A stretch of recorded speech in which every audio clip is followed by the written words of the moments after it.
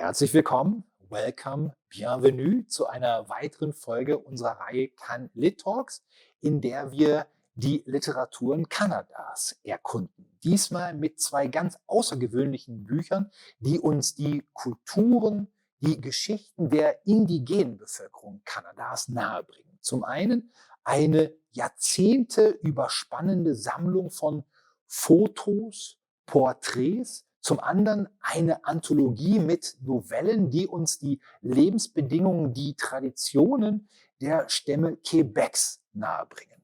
Und auf der anderen Seite des Atlantiks warten jetzt schon die beiden Herausgeber dieser Bücher.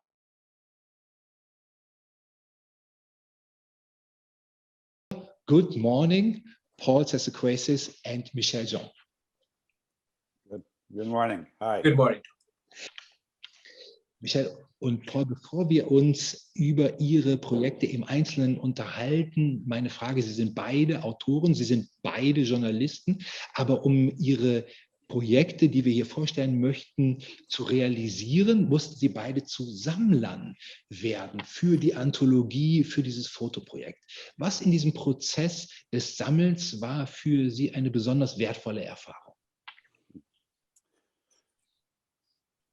Well, if I go first, what I can say is that when the idea of allemand started, you have to know that in English Canada, indigenous stories have been over there for a long time. Here in Quebec, there are not that many voices. It's improving right now. The idea behind allemand was to collect a number of writers. And it was the first time that we had such of a book that was published in French with only indigenous writers. It was like a first time we've done that when a book got out. I was seeing my job as someone who was picking up all these persons that I knew, but not that everybody knows. And I was trying to gather them into this project so they could have a large public to discover them. So I picked, I choose some who are very well known, such as Joséphine Bacon, Natacha Canapé-Fontaine, Naomi Fontaine, who are well-established names here in Canada, in French Canada, and also some unknown writers. And the image that I always said, it's like a dog sled. You pick up some strong dogs and you put some younger dogs behind, but every dog pulls the hardest he can and everybody goes at the same speed. So it was pretty easy job, just mix things. And there was such talent that it went up pretty easy. The difference between journalism and that is that in journalism, it's the interest of the public that is important. Mm-hmm. It's not what I think is good. It's what the people needs. We put them on the air. What are the important news of the day? But in a project like allemand, I had the opportunity to choose stuff that were personally important for me and that I personally like. So the project is close to what I am in a certain sense. So there's the way of doing things maybe is a bit like journalism, but the final result is very different, I guess. I think the project, I agree with what Michel was saying. It's different than journalism. For me, I was interested in the image, the photograph. So my research was linked to the photograph that was in front of me, then tracking down to see if the people in that photograph are still around. And then thirdly, what was their story at the time of that photograph? So it's more, for me, it was important because I'm taking the image and constructing a narrative, a history around that image that in most cases has not been told or has not been told outside of that family. So it very much was stories inspired by and shaped by the photograph, by what's in that frame. So I'm both have this expanse within that frame to tell that story, but I can't go outside that frame to make things up. So the book was very much about that. And for me, that was a very personal and engaging process over a period of a couple of years.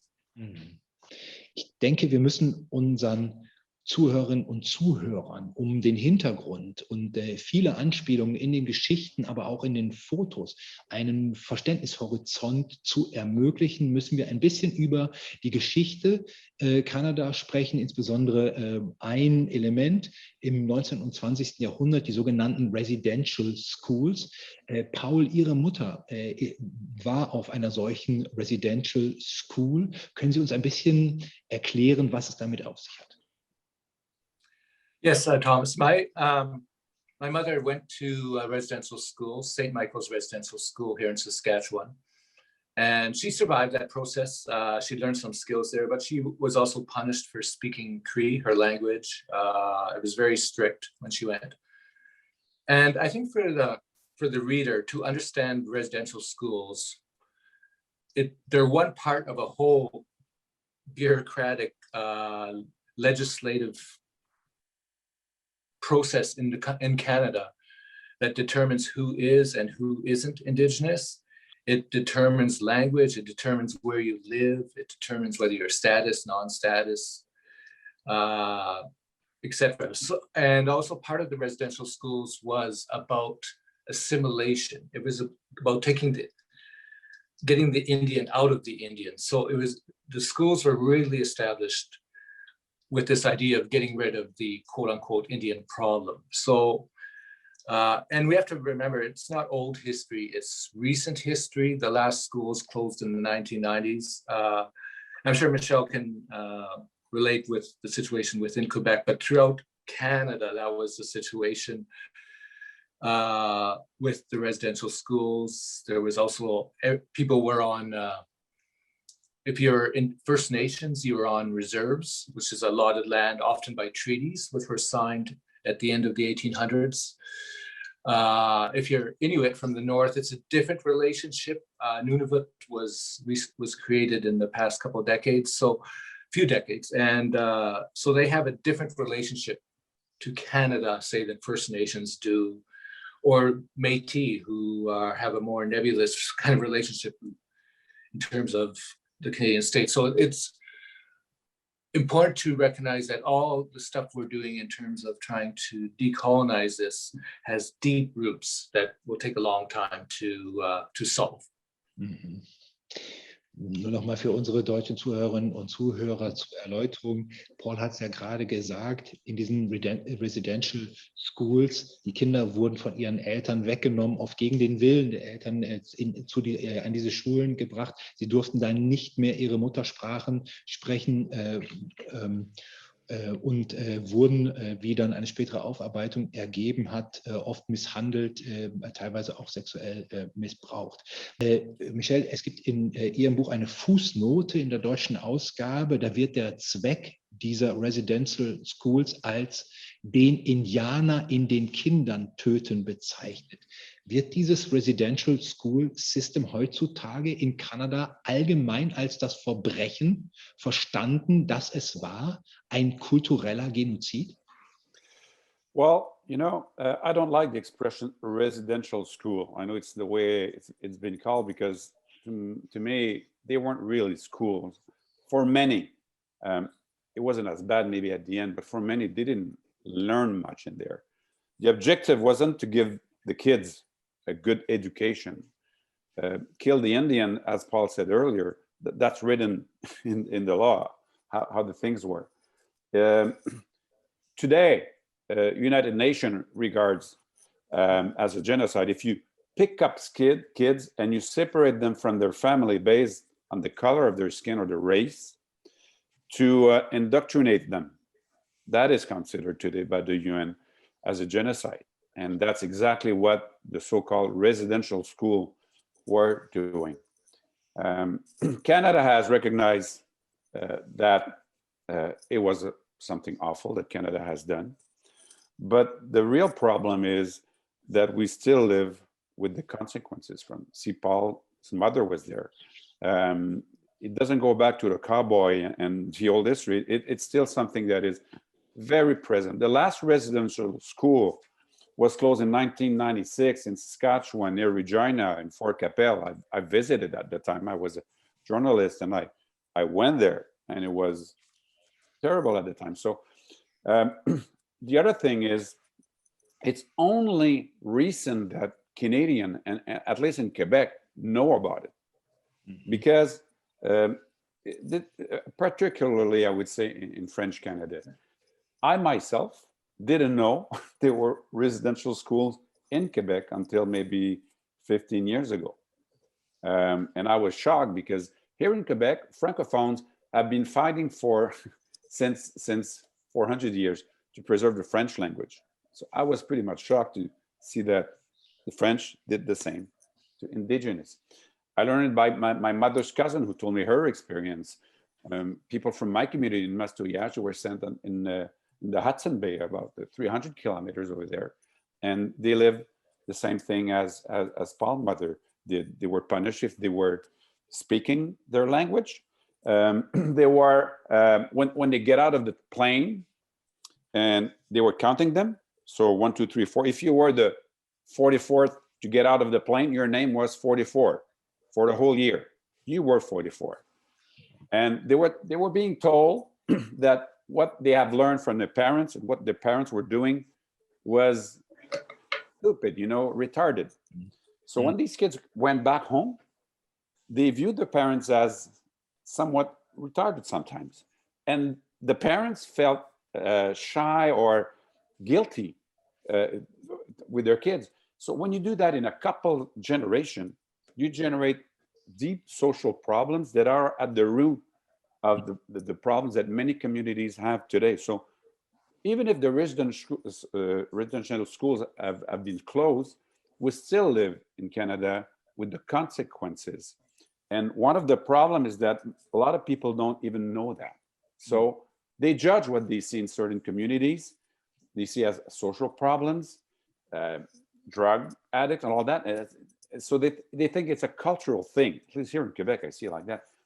As those appeared at the same time as residential schools appear. So it's a very serious problem. And I don't think it could happen today again, but it's part of Canada's history.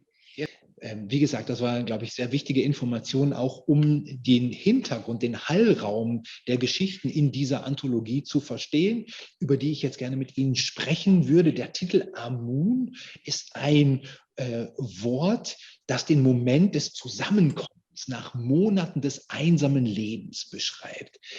Michel, können Sie uns bitte erklären, woher kommt dieses Wort und können Sie uns ein bisschen den kulturellen und historischen Hintergrund davon ein bisschen ausmalen?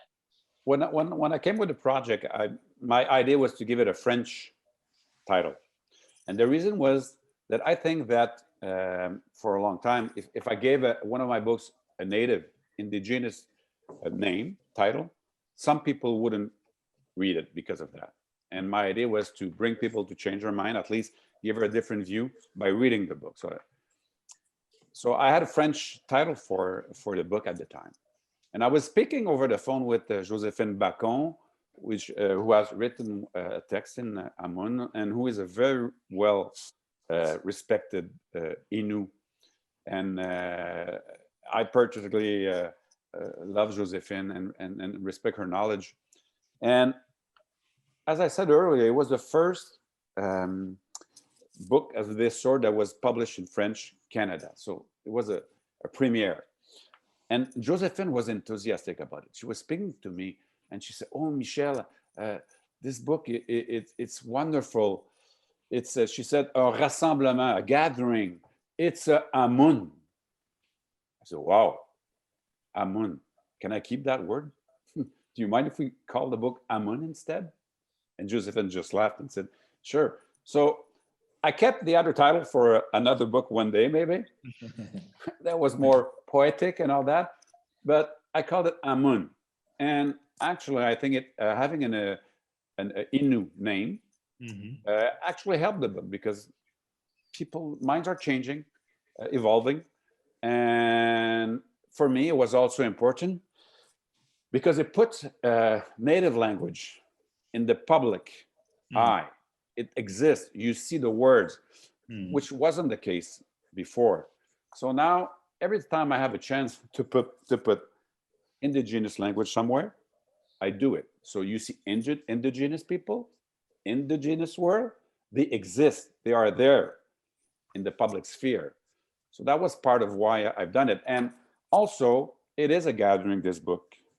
So I thought the title was wonderful. And, you know, it's typically Innu wisdom, one short word that says all.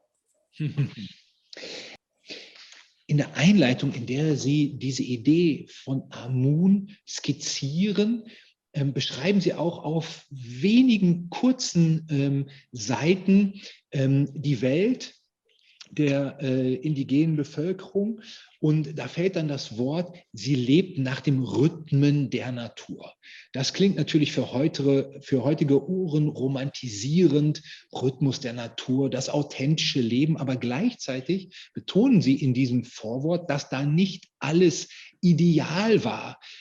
Warum reklamieren Sie sozusagen eine eigene, unperfekte Welt für sich, wie es heißt? Es war imperfekt, aber es gehörte uns.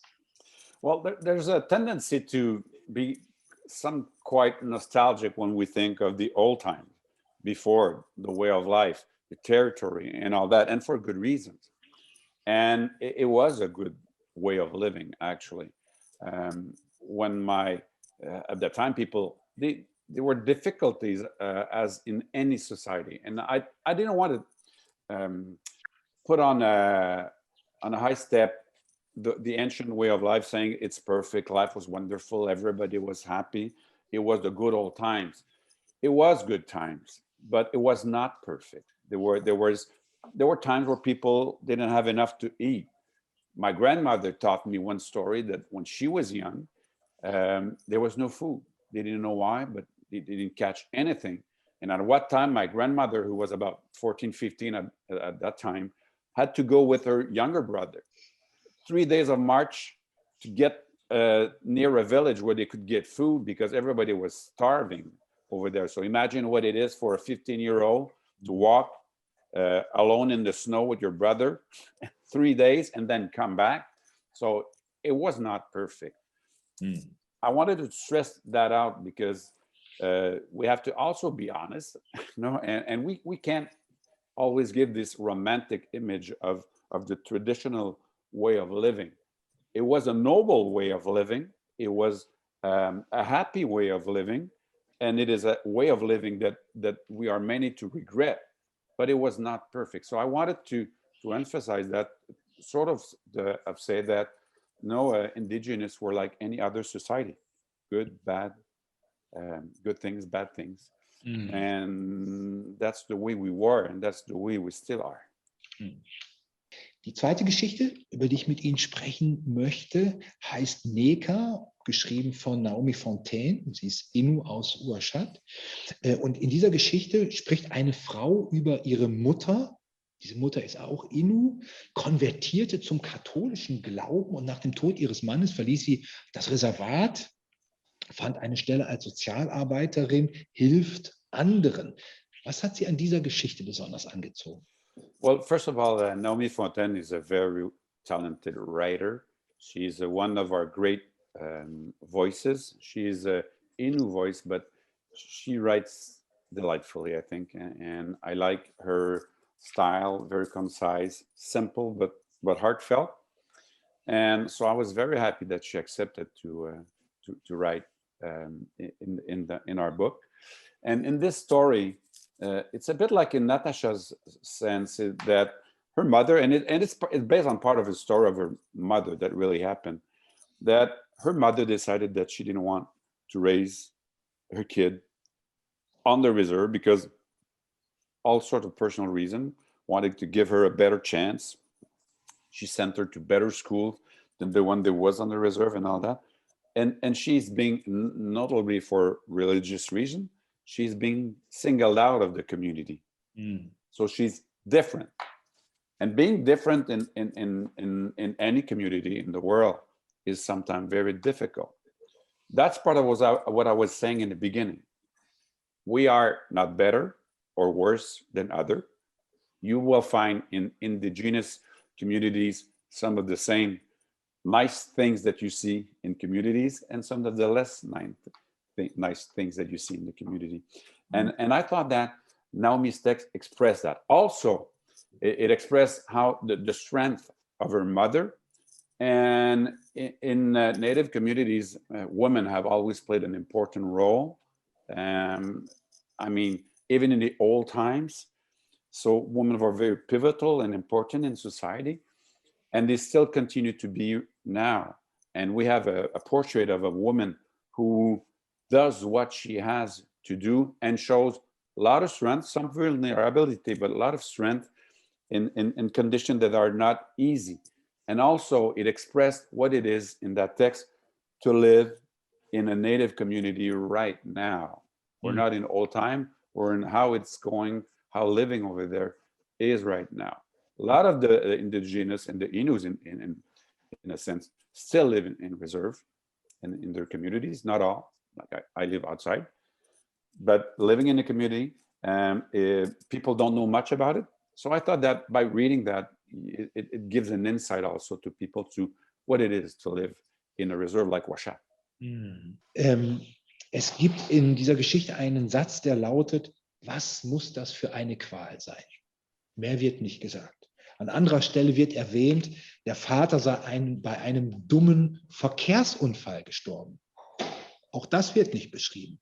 Das scheint eine Geschichte zu sein, die versucht, eine Form zu finden für die Wortlosigkeit, für die Qualen, für Schmerzen, für all das, wofür es eigentlich keine Worte gibt. Well, again, it's the difference, but this time it's being pulled out of the reserve, and now she lives in the city. And the kid, she goes to school with white people, and then she feels inferior in a sense because she has nothing great to show. Her father just died in an accident, while other fathers were lawyers, were people with money. She was poor, living in the reserve. Because you have to know, like in Ouachita, it's nearby a city called Sept-Îles on the north shore of Quebec. And the reserve and the city are agglomerated together. You go on the road and then bang, you look at the house, you realize you're no more in the city of Sept-Îles. You're in a reserve. Houses are different. There's no grass in front. And you see dog everywhere. It's the way it is in Ouachita.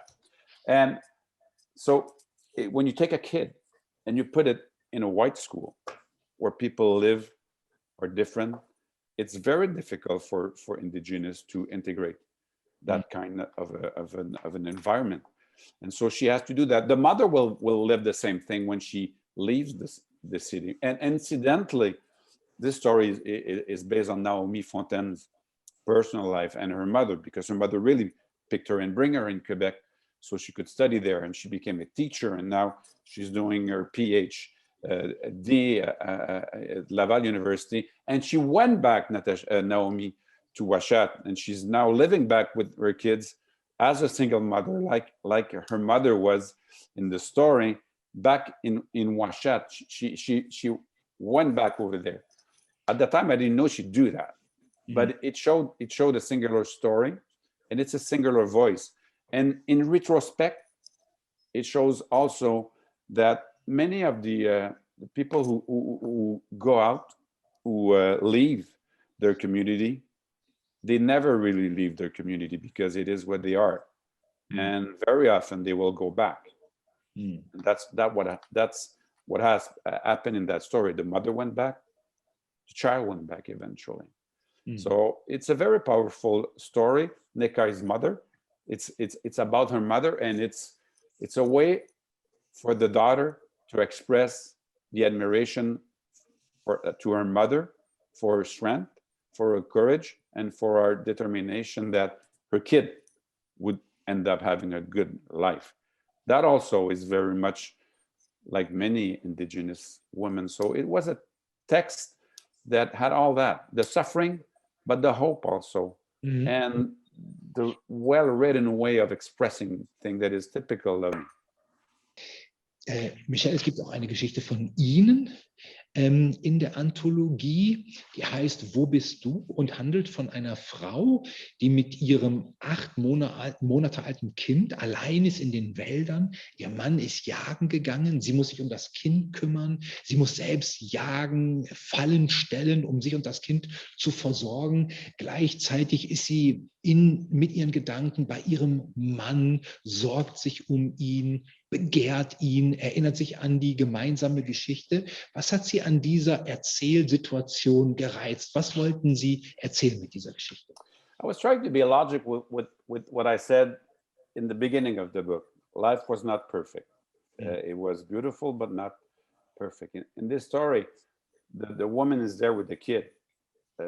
And that's how the things work. They went to the territory, they had a camp, and the men went hunting and trapping far away to bring back fur and everything. And they came back after a while.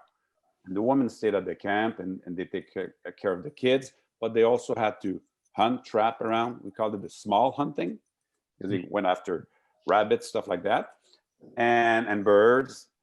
But they had a lot of responsibility. And the story I tell in that is something that surely happened many times. The man goes, the woman waits for him, and he never comes back because life was also dangerous. That was a way of expressing also some form of respect for all those women who had all those responsibilities, because in a way it was easier for the men. They had the good part of it, you know, they had the big hunting, and they went to trips and everything, while women had the responsibility of taking care of kids and everything. So I wanted to, I saw that story as a way to give some respect to that. And also it was, I have to say, for me, a way, without showing it, to explain to the readers how life was. Because when you follow her day to day, she's like, she doesn't write naturally, but it's like if each evening around the fire, she speaks to him. So she tells her day. So while reading the story, you learn how life was, what they had to do, what kind of clothing they put to kids, how things were, what was fun, difficult, the relation they had with neighbors, because even if they were isolated, they had neighbors not too far. People could come if you needed help, and people, you know, they supported each other. So when reading the story, you also learn about how things were. So I thought that was a way of I don't want to be pretentious and say teaching people. It was just a way of showing them how life was at the same time. I'll read it in French. Où es-tu? La rivière a emporté la glace cette nuit. J'ai été réveillé par un fracas de tonnerre au-dessus de l'eau. Puis de mon lit, j'ai entendu l'eau couler. La rivière que nous avons vue ensemble se figer de glace, puis être recouverte d'un manteau de neige vient de renaître. C'est beau le printemps. Le temps est doux et la neige produit une belle musique en fondant. Je vais pouvoir pêcher et chasser le rat musqué. Je t'aime. Où es-tu? J'ai le cœur gros ce soir. Je pleure, mais notre enfant ne s'en rend pas compte, rassure-toi. Les frères Gill ne t'ont pas retrouvé. Après 2 semaines passées à te chercher, ils ont dû revenir sans toi. Ils n'ont vu aucune trace et je dois t'avouer que je ne comprends pas. Pas un campement. Pourtant, je leur ai dit le chemin que tu voulais emprunter. La neige abondante a sans doute effacé tes pas. Ils sont montés jusqu'à la plaine du Nord et ils n'ont trouvé que le silence. Je ne sais plus quoi penser. J'ai envisagé le fait que tu avais décidé de me quitter, que tu avais regretté de t'être engagé envers moi. Je ne suis qu'une fille simple, je n'ai rien d'extraordinaire, sinon mon amour pour toi. Toi qui es si beau, si fort. Toutes les filles te voulaient et c'est moi que tu as choisi, moi qui t'aimais depuis toujours. Je me souviens de la fierté que j'ai éprouvée le jour où nous sommes montés en famille vers le territoire, toi, moi et le petit, notre enfant, si doux comme toi. Peut-être t'es-tu lassé, ou encore as-tu changé d'idée. Tu aurais le droit. M'as-tu quitté, mon amour? As-tu suivi les rivières jusqu'au pays des Nescapis, ou jusqu'à celui des Cris à l'ouest? Je suis dans notre tente. Le feu nous garde au chaud, lui et moi. Il sèche les larmes que personne d'autre que moi ne voit. J'ai changé le tapis de sapinage ce matin, il embaume la place. Je suis dans notre nid à nous. Reviens-moi vite. Je t'aime. Merci beaucoup. Die Lektüre von Michel Jeans Anthologie Amun ist wirklich begeisternd. Findet auch Rosemarie Reif-Ruppert aus der Gostenhofer Buchhandlung in Nürnberg. Mein Name ist Rosemarie Reif-Ruppert aus der Gostenhofer Buchhandlung in Nürnberg. Ich möchte Ihnen heute Amun ans Herz legen, eine Geschichtensammlung, herausgegeben von Michel Jean, erschienen im Wieser Verlag. In der Sprache der Innu heißt Amun so viel wie Zusammenkunft, Versammlung. Nach einem langen und einsamen Winter in den jeweiligen Jagdgebieten versammeln sich die Clans im Sommer wieder zu einem großen Treffen. Versammelt sind in diesem Band kleine Novellen zeitgenössischer Autoren und Autorinnen der First Nations in der Provinz Quebec. In diesen Erzählungen, die teils in der Vergangenheit spielen, teils in der Gegenwart, die mal in der Stadt angesiedelt sind, mal in wilder Natur, begegnen wir den Traditionen und Lebensweisen einer uns fremd erscheinenden Kultur in der heutigen kanadischen Gesellschaft. So fremd und fern uns die Protagonisten manchmal erscheinen mögen, so nah sind sie uns doch in ihren Sehnsüchten, Wünschen und Hoffnungen. Eine dieser Geschichten hat es mir ganz besonders angetan. Sie heißt Wo bist du? Geschrieben hat sie Michel Jean, der Herausgeber dieser Sammlung. Es ist eine der schönsten Liebesgeschichten, die ich seit langem gelesen habe. Eine junge Mutter, allein mit ihrem Säugling im Zelt im Winterquartier, wartet auf ihren Mann, der im Norden zur Jagd ist. Und sie erzählt ihm jeden Abend von ihrem Tag, von ihren Beobachtungen, wie es dem Kind geht, dass sie tatsächlich einen Bären erlegen konnte und tagelang damit beschäftigt ist, das Fleisch zu konservieren. Und natürlich erzählt sie ihm von der großen Sehnsucht nach ihm. Ganz klar und einfach geschrieben, sehr eindringlich und anrührend ist diese Geschichte, ohne jemals rührselig zu werden. Von einigen der Autoren und Autorinnen erscheinen im Herbst eigene Romane. Dieser Band ist also auch so etwas wie ein Appetizer für kanadische Literatur in diesem Herbst. Da gibt es neue Denkweisen und großartige moderne Literatur zu entdecken. Viel Vergnügen damit. Kommen wir damit zum zweiten Buch, das wir Ihnen vorstellen möchten. Ein Buch, in dem Fotos den Ausgangspunkt von Geschichten bilden. Wie es dazu gekommen ist, darüber spreche ich jetzt mit Paul Seesequasis. Er ist Autor dieses Bandes, der unter dem Titel Unter der Mitternachtssonde in der Übersetzung von Leon Mengden im Verlag BTB erschienen ist. Hallo nochmal. Hello again, Paul. Hello, Tom. Paul, wir haben eingangs von den Residential Schools gesprochen. Ihr Projekt ist mit denen insofern verbunden.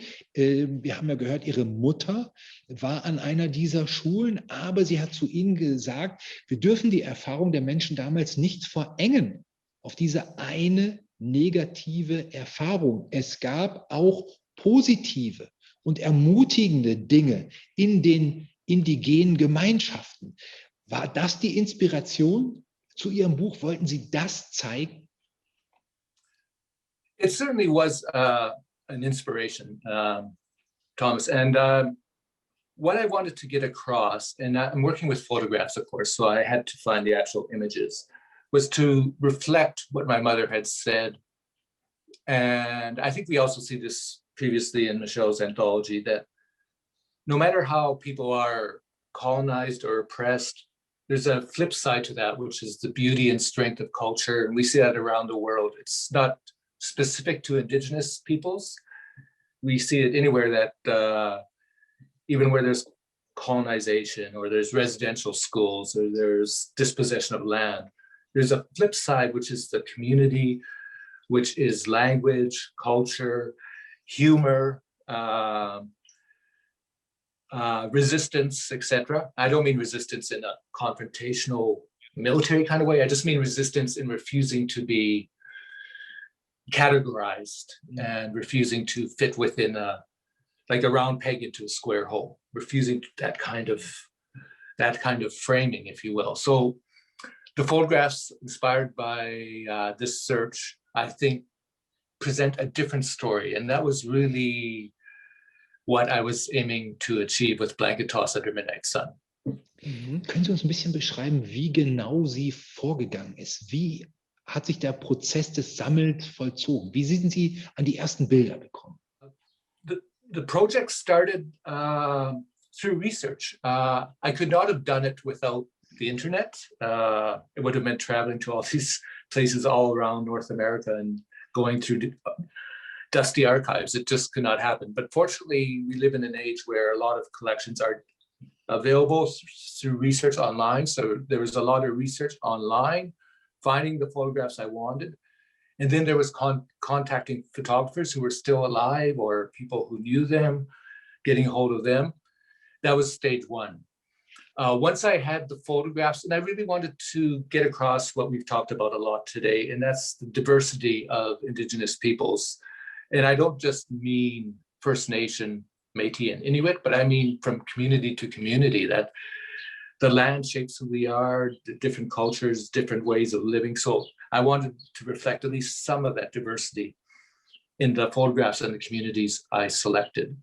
So that was stage one. Once I had those photos, stage two was seeing if the people in those photographs, because these photographs are going back 40, 50 years, even longer in some cases, are still around. And if they were, I got a hold of them. Again, marvels of technology. Most people I got a hold of were on Facebook, of all things. So I was able to, just search someone's name. Oh, they're on Facebook. Get a hold of them. Do you know this photo? And then the story began. And that was the research. So it's very much inspired by who was in that photo, and then trying to get a hold of the photographer and trying to get a hold of the person within the photo to present their story. Let them tell their narrative. Let them tell their story of that photograph. So it was really taking the visual and constructing oral narrative to go along with it. Wenn ich mir das Buch anschaue, beginnend mit dem Titelbild, wo ich eine junge Frau sehe, die mit einem Hund spielt und ganz ausgelassen lächelt. Das Lächeln ist etwas, was das ganze Buch durchzieht. Immer wieder sehe ich lächelnde Menschen. Was sagt dieses Lächeln aus über das Verhältnis der Menschen, die fotografiert wurden, zu den Fotografen? It's a really important relationship. So when I'm looking at these photographs, I'm also researching photographers. Some of these photographers were Indigenous, many weren't. But I was not looking for someone who just would fly into a community and fly out and take a picture and be gone. There's really a big difference between a stranger, outsider's lens, and someone who's known in the community, someone who is accepted. So that photographer has to have some kind of relationship with people in the community, needs to know people in the community to bridge that gap between behind the camera and in front of the camera. Because that, as we know, photography is often such a moment of theft, taking of an image and presenting it. So I very much wanted more of an intimacy between the photographer and the subject. I wanted that story in there. So I had to find those photographers who, that was their mode of operating. That's what they were known for. Whether they lived in that community, whether they spent significant amount of time in that area. That was the first thing, an important thing in getting across that intimacy. And then it's important that the photo be as unobtrusive as possible, that it reflect what was happening that day. Even if it's just one frozen moment of time, it was part of what was going on. So I wanted that kind of normalcy within that relationship between the photographer and the people who are within the photo itself. Paul, darf ich Sie dann bitten, uns die Geschichten zu diesen Fotos zu erzählen. Fangen wir doch mal mit diesem ersten an. Wen sehen wir da? Was ist die Situation? Gladly, Thomas. And the one we're looking at with the 4 young men, this is a Cree community which was called Fort George. It was up in northern Quebec in the James Bay area. And why I chose this photo is I talked with the fellow with the hat and the sunglasses. He is a singer and founding member of the Fort George Rockers, which are a rock and roll group that began in Fort George around the time this photo was taken, which was 1973. The photo was taken by photographer George LeGrady, who spent quite a bit of time up there. So he was known to the people. And why this photo was interesting is the Fort George Rockers. I wanted to get across that universal things, music, rock and roll, partying, all that stuff. That happens whether we are in a big city or whether you're way up north. There's a youth subculture, and I wanted that reflected. And also the Fort George Rockers had probably what was the only rock and roll tour that I know of by canoe. And if you're going James Bay, many of the communities are along the coast. But if you're not in the winter, and there's a winter road, and there's some roads now, but at the time there wasn't really. The quickest way to get from community to community was by boat. So they did the tour packing up these freight canoes, putting their amps, all their gear, and then going across the bay, which they did. But of course, when you do that, you're doing a rock and roll tour where you're out on James Bay is huge. If there's a storm, and there was 2 storms while they were touring, you're stuck on an island somewhere around some rocky place trying to find shelter. So for me, it was just this fascinating idea of this rock and roll band going out on tour by canoe. So that is essentially within the framing, that is what this photograph is a part of. I looked Fort George Rockers up in the internet. I saw a video of them playing in 2016. So they were around some 5 years ago. Do you know if they still play concerts? Yes, they're a little bit older now, but they're still playing. So they're as durable as the Rolling Stones, I guess. They're still going. Dann schauen wir uns doch dieses Bild an, einer jungen Frau vor einem Zelt, und wichtig ist dabei die Tasche. Yes, Thomas. This was, we're heading out to another part of Canada, a long way from James Bay. This is taken in the Yukon Territory in 1951. So the Yukon Territory borders Alaska. It's up in the northwest part of Canada. If people look on a map, they'll see it up there. So it's thousands of kilometers away from James Bay. The woman, she's 13 at the time of this photo in 1951. She's still alive today. Her name is Emma Alfred. And she is holding a purse, which was a beaver foot purse that was made by her mother. And you can see her mother at the very background inside that summer tent where they're on a fishing trip or something. That's not where they live normally, but it's summer and people go out on the land. And there was a photographer, Catherine McClellan, who happened to be there that day. And she took the photo of Emma holding the purse that her mother had made for her. What's interesting about this photo is the mystery behind it, I guess. After the photo was taken, a few years later, the purse disappeared.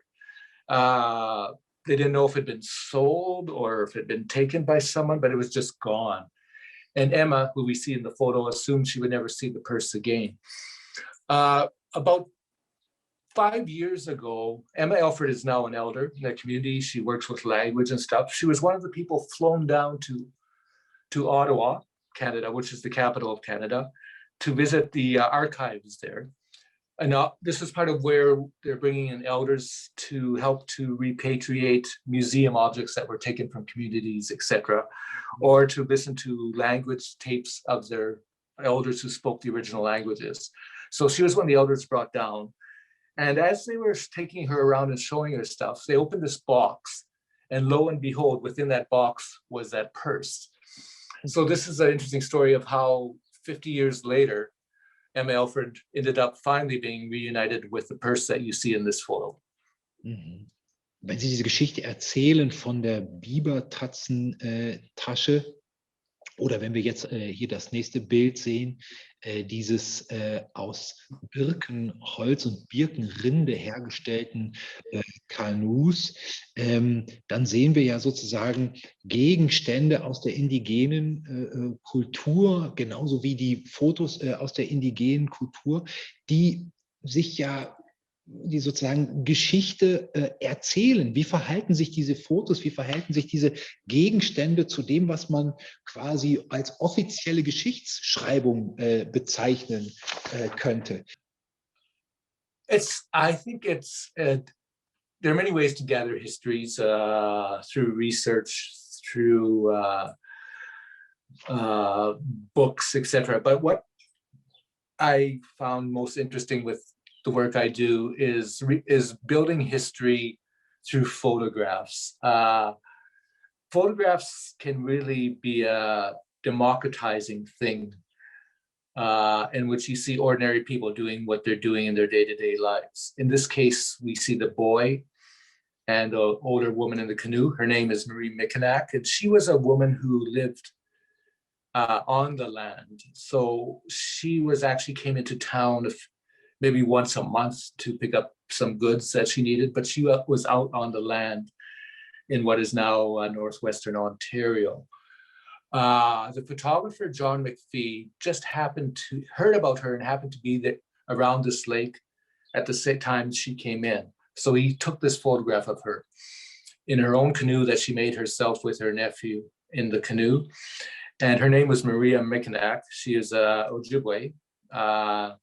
And what's interesting for me is her story as being a woman who chooses by choice to live out on land. It's not an easy thing to do. You have to know how to hunt, how to trap, how to grow things, what you can eat, what you can't eat, surviving cold weather, surviving hot weather, bugs, etc. And that was her life choice.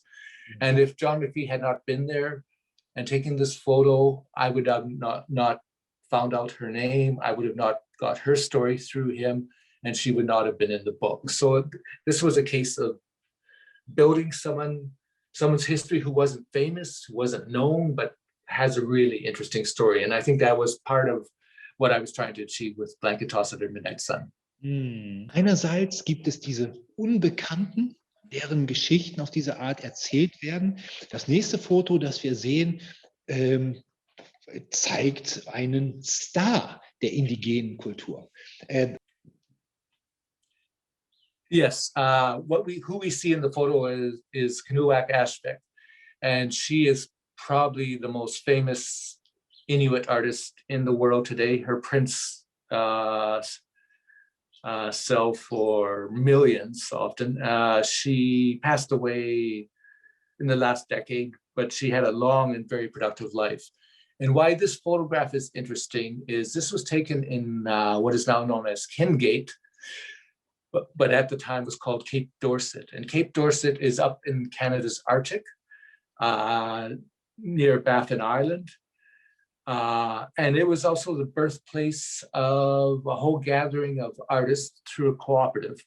And this was happening at different places across the north, but at Cape Dorset, it was a particularly talented group of artists who Kanuak was just one of. This photo was taken by Rosemary Joliet in 1960. And what we see is Kanuak coming out of her studio, because she actually worked, painted, and lived within this canvas tent. She moved it around on occasion for different views or different seasons. She's wearing an amati, which is like a Inuit woman's parka, which has a big hood at the back, and that's her son, one of her sons who's riding in the back.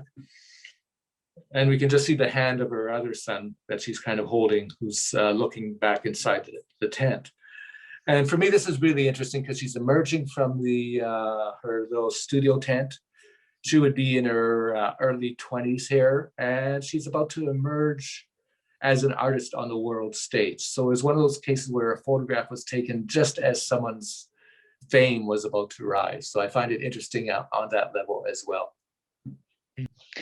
Wir haben jetzt nur 4 Fotos anschauen können. Und da bekommt man schon einen Eindruck davon, wie reich wie aussagekräftig diese Fotos sind, welche Geschichten, welche Horizonte sie öffnen. Umso erstaunlicher für mich war, dass Sie am Ende Ihres Vorworts schreiben, nach der jahrelangen Arbeit und nach Hunderten von Fotos, die Sie gefunden haben, zu denen Sie die Geschichten gefunden haben, hätten Sie immer noch das Gefühl, nur an der Oberfläche gekratzt zu haben. Worauf beruht dieses Gefühl? The feeling comes from the knowledge that the 2 years I spent researching this book, I'm relying on photographs to a great part that are part of collections that have been gathered by museums, galleries, etc. But as I went deeper, I began to get in contact with photographers who were still alive. And gradually people, and it's happened more recently, have started to send me stuff that are part of their own family collections. So I know that those photos that are in museums or archives are just the tip of the iceberg in terms of the photographic record of life in indigenous communities. And they're just a part of the story that I've been able to uncover. So when I say that, I really feel that I am doing a sampling, if you will, of some of the interesting stories from these photographs, but there's so much more out there. And a lot of that is not available on the internet. A lot of that has not been digitized. So I'm really interested in finding those photographs that are in someone's shoebox somewhere, those photographs that are sitting forgotten in someone's attic, that kind of thing, because that is, there's so much of our history, our stories that are lost if those photographs aren't found, and they have to be found within a certain period of time, because you need to have some, you have one generation really of memory with photography, then people may know who the people are in the photos, but those stories are pretty much gone. So time is very much a factor, and you want to find those photographs while you can still talk to people who have a lived memory of those photographs. Paul, Michel, vielen Dank für diese Ausführungen zu Ihren beiden Büchern. Wir haben, glaube ich, einen sehr guten Eindruck davon bekommen, wie besonders diese Bücher sind. An uns in Deutschland Lesenden ist es, die jetzt zu entdecken. Aber ich würde Sie zum Schluss gerne fragen, als diese beiden Bücher in Kanada erschienen sind, welche Reaktionen auf die Veröffentlichung hat Ihnen am meisten bedeutet? What matters the most for me, Thomas, is the connection. And that connection happens because of this marvel of technology we call the internet and social media. And when I've been able to, big part of doing the research on this book was posting the photos on social media, because that's where people said, that's my auntie, that's my uncle, that's me. So when that connection happened and people commented, say on Facebook, and the story began to evolve. And also people often had not seen these photos before. It's like reclaiming the photograph back to the community, but on top of that, it's telling the story that goes along with that photograph. And that story is often very different than the story that's either absent or just briefly told within the museums and archives. So to me, that's the most heartwarming aspect. Mm-hmm. For you, Michel? Well, for me is when we published Amun first in Canada was in 2016. It was some sort of a gamble. It was as I said earlier, it was the first time we had short stories published in French from First Nations writer, and I wasn't sure how the public would react, and I was quite surprised by the very good reaction. The book is still being reedited and is still in bookstore. And that for me was important because it showed that, you know, if you build bridges, people can use them. And Amund was some sort of a bridge. Now he's in France. Now Amund is in Germany for a new public. So these are all new bridges. And for native writers, such as me, it is important because the question of how, you know, how First Nations are being treated in Canada and all the problems that go with that. We need allies. And it's a good thing that the world is watching. That is, for me, very important. And so the reaction of the people who read the book was, for me, very heartwarming and still is today. Mit meiner Begeisterung für das Buch von Paul Seesequasis Unter der Mitternachtssonne bin ich nicht allein. Sie hören jetzt Hauke Harder aus der Buchhandlung Almut Schmidt in Kiel mit seiner begeisterten Meinung zu diesem Buch. Schönen guten Tag, moin moin.